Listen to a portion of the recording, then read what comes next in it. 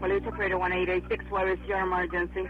I'm on the 106th floor of the World Trade Center. We just had an explosion on the 105th floor. We have smoke, and it's pretty bad. Sit tight.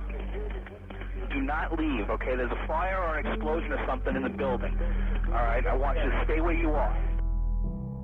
I can't believe it's that long ago that it's still, I can remember fresh in my mind how I'm still shocked what happened. It feels like it happened yesterday.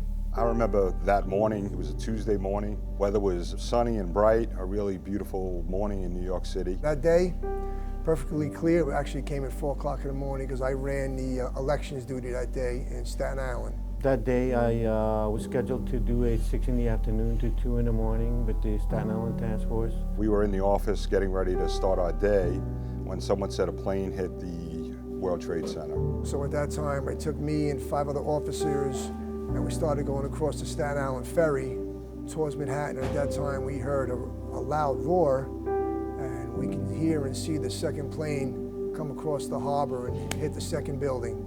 It was the quietest I've ever heard a ferry boat in the office. We were just all like in shock and all like, I can't believe this just happened. At that time, 15 years as a police officer, I knew this wasn't an accident. I said, this is more, so we gotta start paying attention here, and when we get off the boat, it would be time to get to serious work. And then we got to the scene, and it was a lot of brave men and women who just self-deployed. You know, they went there and got right to work. No one was telling anybody what to do. Everybody was just doing what they thought they should do.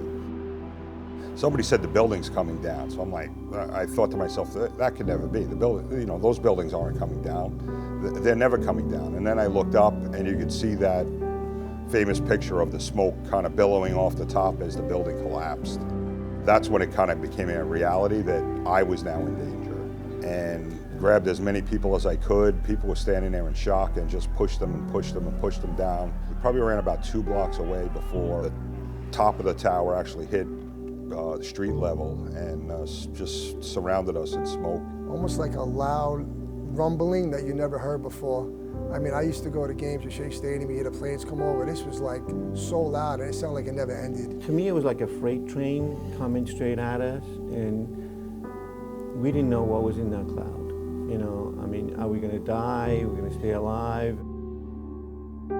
Went to countless funerals after that, friends that I grew up with. The police officers and the fire department, they did their best. I mean, we try to do what we can. 4 years ago, I got diagnosed with cancer from 9/11. It's a rare blood disease.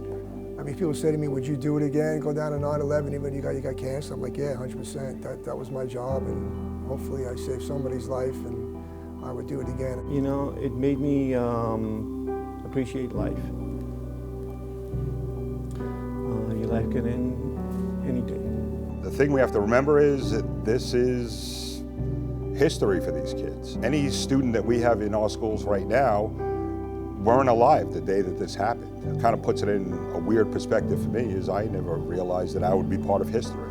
You know, you don't set out to be a part of history. You just have to keep reminding people of what this day was, what happened that day, and why we need to remember it.